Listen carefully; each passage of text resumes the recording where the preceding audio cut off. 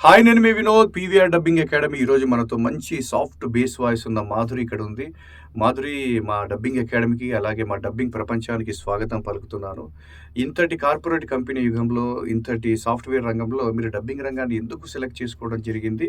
అలాంటి టఫ్ జోన్‌లో మీరు ఎంతో రీసెర్చ్ చేసి వచ్చారని తెలిసింది. అలాగే మీ సార్‌ని కూడా తీసుకొచ్చారు కాబట్టి, అసలు దీన్ని ఎందుకు ఎంచుకున్నారు? అలాగే మా అకాడమీని ఎంచుకోవడానికి కారణం ఏంటి? అలాగే ఇక్కడ జరుగుతున్న ప్రాక్టికల్స్ ఎలా ఉందనేది మీరు మా ప్రేక్షకులకి.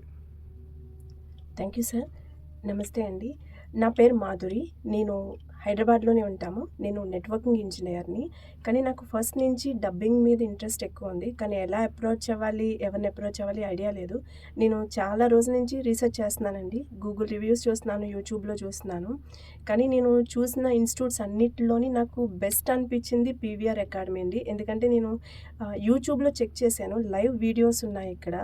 లైవ్ పెట్టడం వల్ల నాకు కొంచెం కాన్ఫిడెన్స్ వచ్చింది. ఆన్‌లైన్ క్లాసెస్ మిగిలిన ఎవరైనా సరే ఆన్‌లైన్ క్లాసెస్ అలా అంటున్నారు. వేరే ఎవరో ఫ్యాకల్టీ వచ్చి చెప్తున్నారు. కానీ సార్ మాత్రం సారే ఓన్‌గా ప్రాక్టీస్ చేపిస్తున్నారు. సార్ లైవ్‌లో చూపిస్తున్నారు ప్రాక్టీస్ అంతా. సో, నాకు కాన్ఫిడెన్స్ వచ్చిన తర్వాత నేను మా హస్బెండ్‌కి చెప్పాను. కానీ డబ్బింగ్‌కి తీసుకురావాలి అంటే కొంచెం ఆలోచించారు. బట్ సార్‌తో మాట్లాడిన తర్వాత కాన్ఫిడెన్స్ వచ్చింది. అందుకే నన్ను ఇక్కడ జాయిన్ చేశారండి.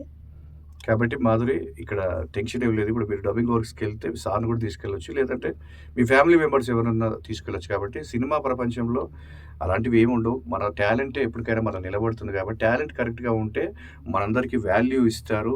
అలాగే మంచి డబ్బు ఇస్తారు. అలాగే సొసైటీలో మనకొక మంచి స్థానాన్ని కూడా ఇస్తారు. కాబట్టి మనం టాలెంటే మనల్ని నిలబెడుతుంది. టాలెంటే మన ప్రగతిని ముందుకు తీసుకెళ్తుంది. కాబట్టి డెఫినెట్‌లీ మాధురి కాస్త సమయం మాత్రం, నేను ప్రతి ఒక్కరిని సమయం అడుగుతున్నాను. ఎందుకంటే ఇది పదాలతో ప్రయాణం, భాషతో ప్రయాణం, ఎమోషనల్‌తో ప్రయాణం.